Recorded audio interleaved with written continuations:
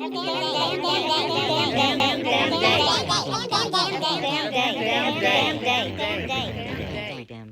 damn day. Hey everybody, it's Jerry at the Fledge, and welcome to Season 2, Episode 34 of Every Damn Day. And we've got our new friend Matt Groh, and we're going to be talking about cannabis and psychedelics and biomimicry and all kinds of things. So how you doing today, Matt? Great. I'm glad to be here. Did you like that we went live here at 4:20? Yeah. Or 4:20-ish? It's perfect. It's perfect. Everything's lining up. All right. So let's start out with you. Tell us a little bit about you and a little bit about the company, organization, whatever it is that you have formed. Well, I'm Matt Groh, and I was born and raised in Lansing, Michigan. And long story short, I was born in a lower economic class and generational poverty. And I was convicted teenage cannabis felon, and it's just been a ride ever since there. Like my education, I went for biology, LCC, the NUCMUC, and NMU, and everything has been leading to growing this plant, and actually like all natural medicines I'm interested in growing. And it's everything's been lining up to do this, and that's the path I'm going to take. Well, tell us about the company. Is it a company? Is it an LLC? Yeah. Is it a formed entity, or is it? It's LLC.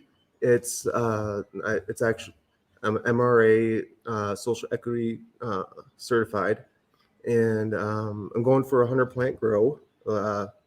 It's adult use, and so is it medical, recreational? No, it's recreational, adult use. And I started that in 2020. And right now we're trying to find funding. It's really hard in the cannabis industry trying to find funding because you can't sell until you're licensed. So you can't start making money until you actually invest in it.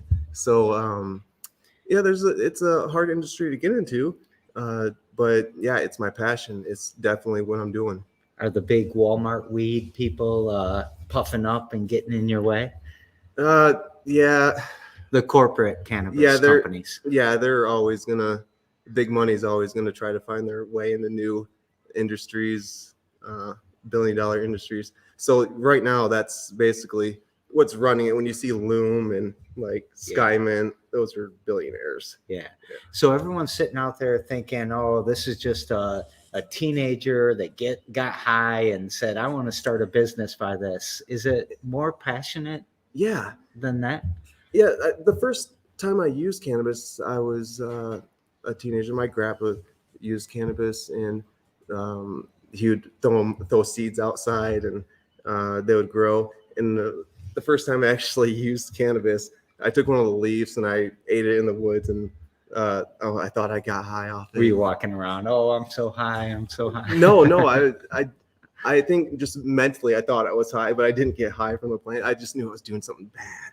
Placebo works too, right? Yeah. Placebo works too. Yeah. So, all right, a tie to your grandfather. Yeah. That builds passion right there. Right? Yeah. He was always hated for using it. My grandma lined us up and took out the bag and was like, look what your grandfather's doing. He's such a bad man. And he would always smoke his joints. So I had exposure to cannabis early in my life. And just being the way I'm wired, I knew it wasn't a bad thing. It grew from the ground. And I was kind of skeptical about the whole stigma around it. So I started using it. And it just expanded my mind and made me ask questions and think from different perspectives. And I feel like heritagely, I've always needed it. So, it's part of your heritage. That's a good Spanish, line. Yeah. Oh, yeah. Tell us your Columbus, heritage. I'm 25% Spanish. And they actually, Columbus brought it over, hemp seeds. So I think I might need it. like Yeah. heritagely. Like it just helps me so much, man. Yeah. Do you have any diagnosed ailments? We didn't talk about this before, so you can always tell me I don't want to talk about that, or just say no or whatever. Well, yeah, it helps with pain, and yeah, I have a spinal condition that helps with like neuropathy and stuff like that. Like ADD definitely helps with my ADD, and it just makes me think better. Like when I was, it's different now from when I was a kid, because when I was a kid, I would use it intermittently, you know, but when I can use it every day consistently, it's a different medicine. Like it helps so much better. Yeah. I It almost felt like I was reborn, kind of like I could think better. I could have more energy. I thought in a different way. And that's when I started the business, when I could actually use it consistently. And I was like, wow, this is such a powerful medicine, and it can help so many people. So let's talk about some words for a second. Yeah. Let's tackle marijuana, which a lot of people, medical marijuana, they say marijuana or however they spell it in their funky ways in the law, versus cannabis. What's the right word here? Well, marijuana is an invented term, and it's really a racist term. It literally means dirty Mexican weed, and cannabis is the actual scientific term for the plant. They invented this phrase to attack minorities at the time. In order to make it illegal, they needed to make it illegal for certain reasons. One of the reasons being you can't patent medicine, you can't patent natural substances and make money off of them. So they had to kill two birds with one stone, separate the people and make them against this plant in order to profit and make money off of. It's not just this plant either. You're talking psilocybin, you're talking cannabis was the most dangerous substance on the planet according to the FDA. Like it's just insane. And then See, I watched a documentary of some sort on Netflix last night, and it's about dancing. I'm going to go on a tangent for a second, but like talking about the waltz and the Charleston and how it was going to create these certain heart conditions for our youth because they were moving too much. I mean, the powers that be have always used words and misinformation to create the racist systems or to make more money. Yeah, and this plant has been a staple agricultural product for tens of thousands of years, to the point where the endocannabinoid system in our body was probably made in relationship with this plant for many years. And the government knew it was medicine before they made it illegal. That's the thing. They were selling it in pharmacies and using it as people use it today before they made it illegal. So it's just so obvious what they were doing now. So we had in the the 20s, 30s, 40s, we had the jazz musicians were using it, the migrant workers who were coming up from Mexico were using it, and that was the real problem in the white communities and in the white government's eyes, right? Yeah, they needed to stoke racial fears because of there was migrant workers, and I don't know if they were using that as a tool to make it illegal. I believe the people are the enemy to this system that we have. Yeah. That's the only, and to defeat that, they have to separate the people, and they have to manipulate the people. And they were killing multiple birds with one stone by using it to stoke racial fears so they could vote to make it illegal. Then they could make money off of it. And not just like that, they were replicating cannabis in a lab at the time. but they had to get rid of these powerful natural medicines in order to make their own medicines that you got to take from them. Yeah, let's dig into that a little bit. So if we look at the U.S. patent system, for example, you cannot patent a plant. You Right. can't patent nature, Right. Correct. but you can patent a pharmaceutical. Yep. And if you can patent, you can get royalties, you can license it, Yep. you can make money off from it. Yep. But if it's marijuana, I used the wrong term. You should correct me on that. Cannabis. If it's cannabis, Yeah. then you know, I see, oh, that's what I bought at the store. It had a seed in it. Oh my Yeah. God, this is great. I'm Yeah. going to plant the seed, and now I don't have to spend that Yeah, money and anymore. when you think about it, it's almost impossible for them to patent a natural substance because of this, because it's in nature, it's everywhere. People are going to be able to use it. You can't. They knew they couldn't get away with patenting natural substances. It's not a good business plan if everybody has access to the thing that you're trying to sell for dirt cheap, literally. Right. So they use a phrase we use around here a lot, and we try to do this a lot. It's called biomimicry, Yeah. where you look at what nature would do, and then you try to mimic it. Yeah. And we do that because, you know, we don't grow as trees as the fledge, but we want to grow like a tree, right? We want to have fractals. We want to spread out. We want to do things like that. But their motives are a little bit more mischievous, I guess. Yeah, capitalism has really shown its age. When the bottom line is money, no matter who you're hurting or what you're taking from people, it's not going to last long. And the information technologies to the point where people are just opening their minds to this. It's obvious now, how the system is working.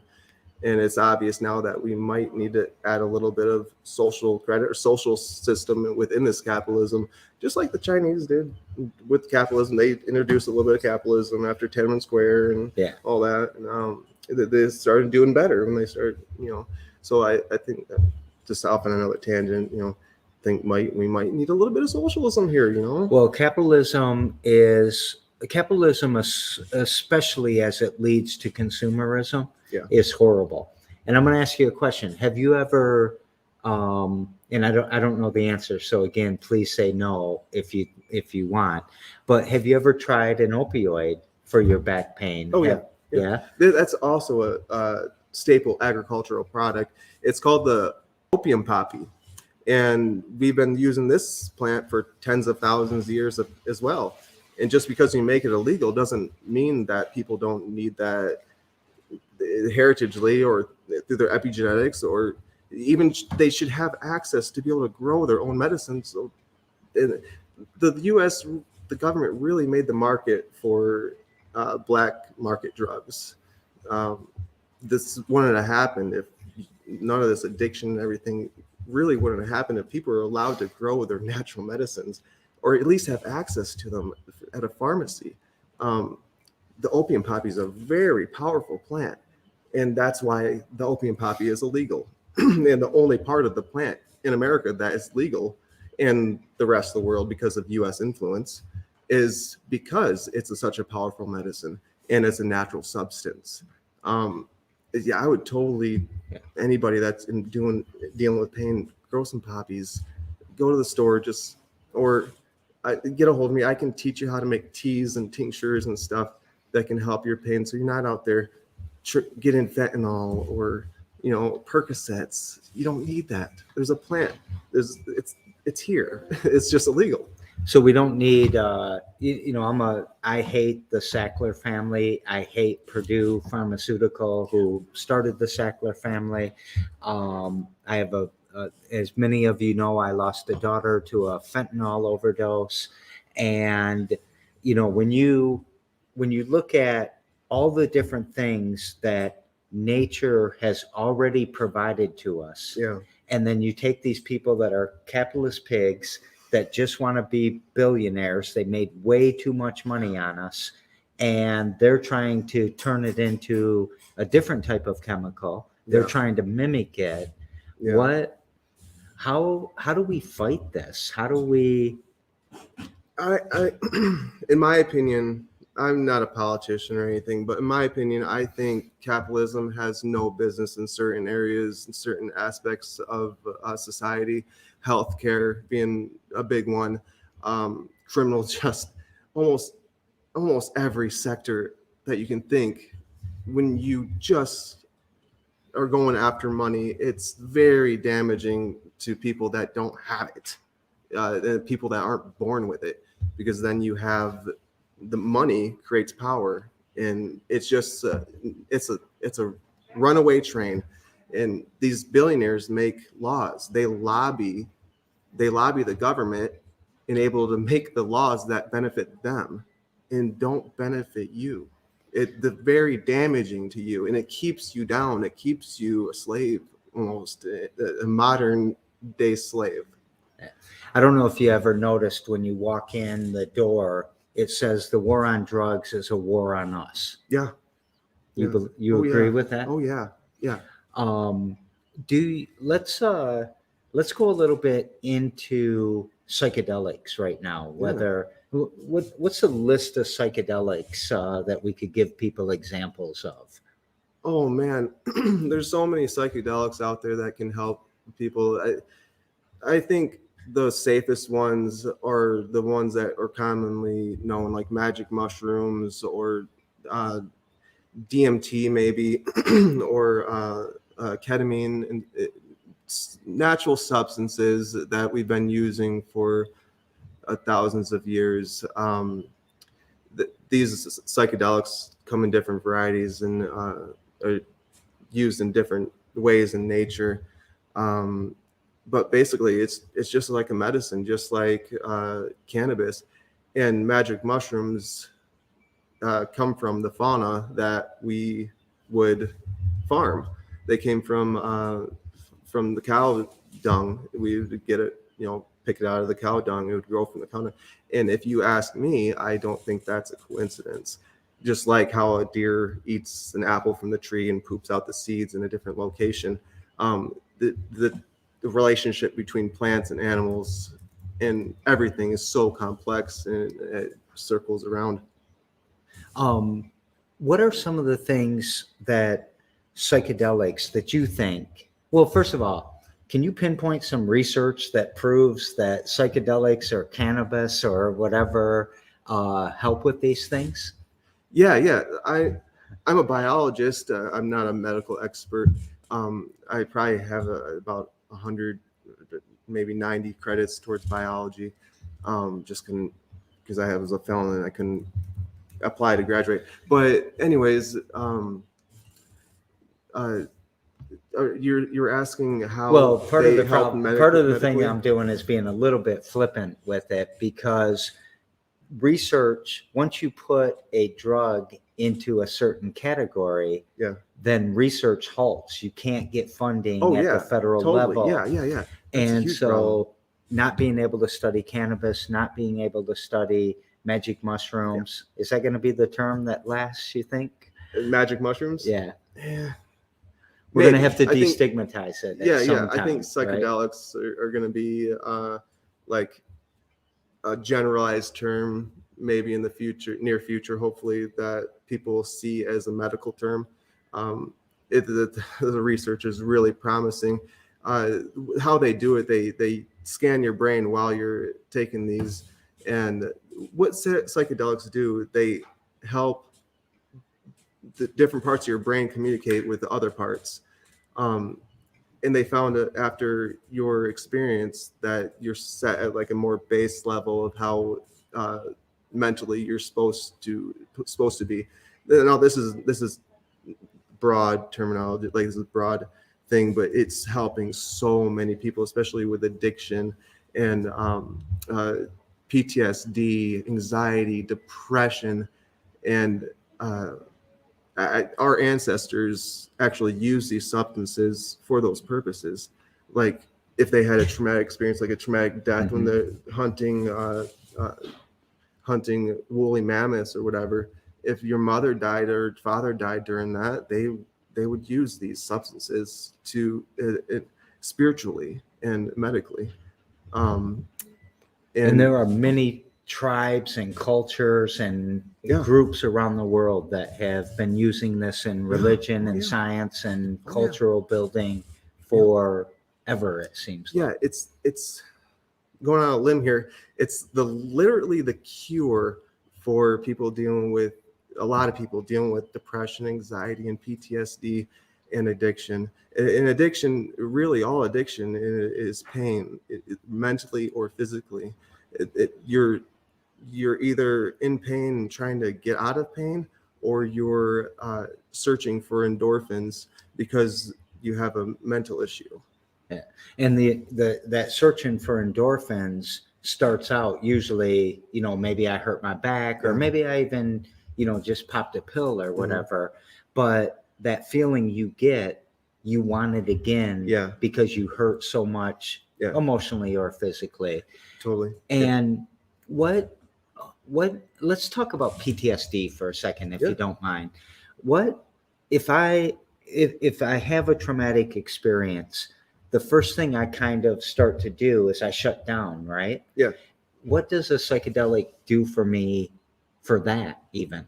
So you're saying when someone has PTSD, they tend to I don't want to talk shut to you down? about it. I don't want to feel it again. I want to ignore it. I want to stuff Yeah. it way down here and pour alcohol and Percocets and Yeah. whatever over it. Yeah, that's basically what they do with the pills that they like, the common pills that they prescribe people for PTSD. I think one of them is like Prozac. They literally just flood prisoners with it in it. All it does, it just numbs you, and that's basically, I believe, what alcohol is doing when you're trying to treat these conditions, these mental conditions, with substances that are not meant for that. And I think that, you were talking about the brain scans, Yeah. and they have done research where you either repair paths in your brain Oh, yeah. that used to exist, Yeah. that were damaged by the PTSD, Yeah. or like Terrence McKinnon said in Food of the Gods, that, they started eating mushrooms from the dung of the newly domesticated cattle. Yeah. And that led to language even, Oh, yeah. and diverse thought and Yeah. creativity. It's really strange, like how the evolutionary like how humans evolved.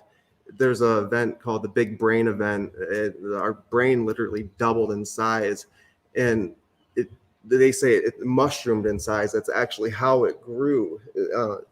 And they think that mushrooms might have had a role in this. When it comes to like thinking abstractly, or developing those different neural pathways in the brain, and that could have definitely like had a help in expanding our brains.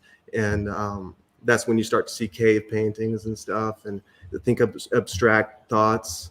That's something that chimps have really hard times with, is thinking abstractly in symbolized ways. And they can totally scan the brain now and see how these are happening, and how the brain is developing after this, and how it's helping. That's part of why it's so promising, because they can actually see how your brain is working. All right. So let's take this back to you a second. You've got tell us about, or can you tell us about your boxes and Yeah. things you're doing there? Yeah, well, Universal Cultivation right now, we're looking for funding. As soon as we get a location, we can go on to the next application process at the MRA, and that involves Laura. They're going to have an inspector. But these boxes, this is how I'm advertising and helping people. I sand and stain and decorate these boxes. We call them Buddha boxes, and we gift cannabis in them.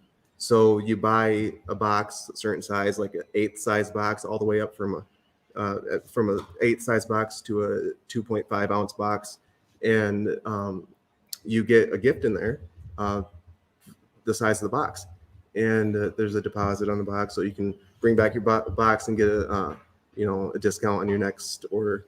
And that's to help advertise and kind of explain, like trying to get funding, like for what we're doing, because this can help so many people.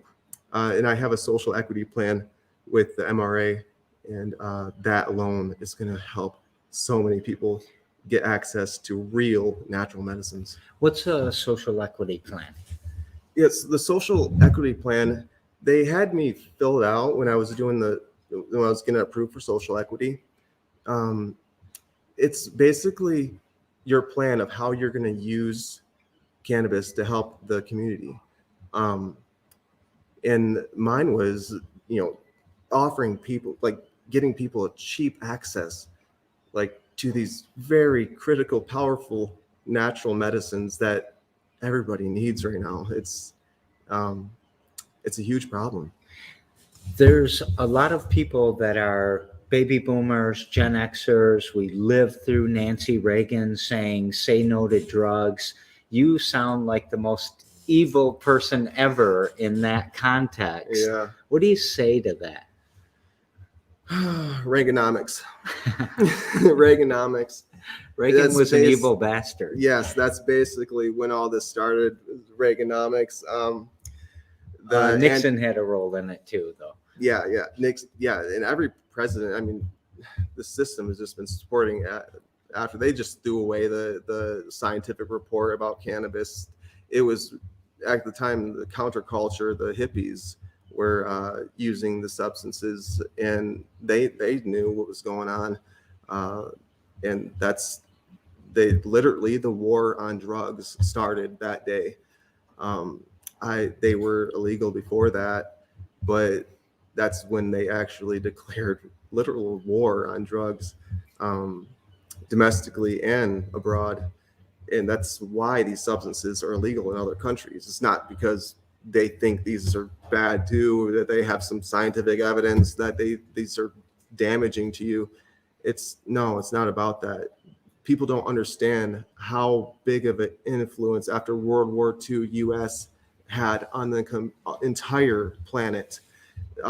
It was, and if you don't understand influence, what influence means politically, it's basically, oh, this country's doing so great, they're so powerful, let's take their business model. And it's sad. And a lot of people are waking up to the idea, and you can apply that to almost every aspect of American influence.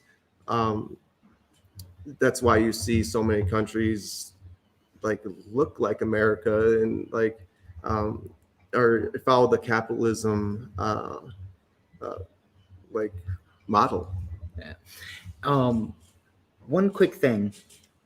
During the pandemic, we have seen a return to meditation, mindfulness, yoga, these Eastern hippie weird ways of curing our anxiety, curing our loneliness, curing so many things. Yeah.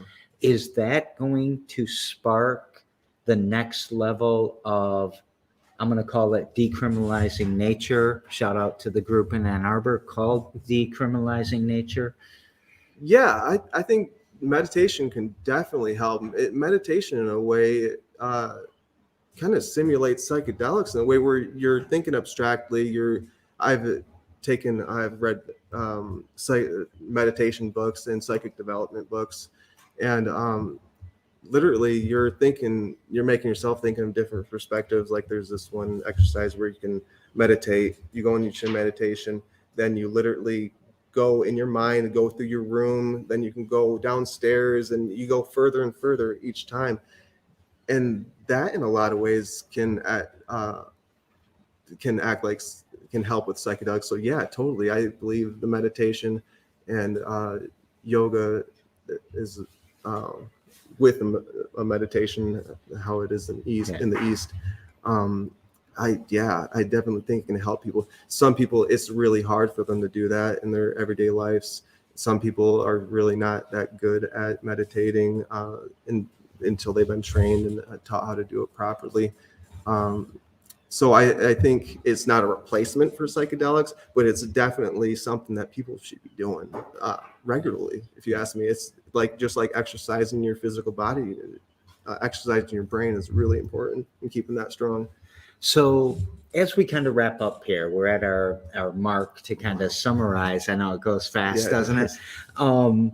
What give everybody a little bit of advice on how we can push this needle forward, Yeah. or what they could do to research it, because it's relatively new. A lot of people are freaking out about this, Yeah. druggies and all of Yeah. this stuff. It's not about that, right? No, it's not about that. The government is not one bit concerned about what you get addicted to. They're not. That's why alcohol is legal. That there's tons of substances like caffeine that are totally legal, and you can take them every day, and they're totally addictive. The best thing that we could do for this push is spread the knowledge of real medicine, and help businesses that are trying to make real medicines and trying to educate people to the truth. This is the truth. And just trying to change the laws, like just like we did with the cannabis. There's using science and using that to legalize. Like, this is supposed to be a country like that makes their laws off of science and facts, not off of what billionaires think. You've seen the collapse during COVID, Yeah, though, right? Of science is poo-poo. Yeah. It's insane. Yeah. And they're actually starting to, there's a couple of stats out there that cannabinoids can help with COVID, the infection of COVID. It helps block it in your lungs right from the start. Yeah, I tons read of that plants. study. Yeah. So, man, thank you so Yeah. very much for coming in here and talking about this. You can look me up at And- Universal Cultivation LLC. You can Google us. We're on Instagram, Facebook, and I'm looking at another platform, but just you can keep up to date with us on there. Yeah. And And do you mind if I summarize something No, real you're quick good. Go at the end? So to me, the medical delivery system has failed us again and again and again. I think that Richard Sackler is one of the biggest mass murderers in U.S. history. The opioid crisis is not finished by any means. People can say that, we're dipping right now, but it's COVID. It's the data is biased right now. It's a switch to meth, which doesn't kill you as bad, but it's still a manufacturer. Support the decriminalization of nature. And the best way that you could do that right now is to educate yourself, read the studies, read what's going on. Don't read the propaganda. Don't Yes. read the things that have been put out by the pharmaceuticals. Trust your science, your scientists. Look at the research and try to take steps forward to decriminalize nature. Yes, that's All right. the only way forward. You want to take us out with anything? Just visit our Facebook and keep track of us. It's happening. The cat's out of the bag. It's natural medicines, powerful natural medicines, especially the ones that are illegal, are being looked at and revisited by science, and here to help you. Love y'all. We'll see you tomorrow on another episode of Every Damn Day. Have a great day. Be out there. Be safe.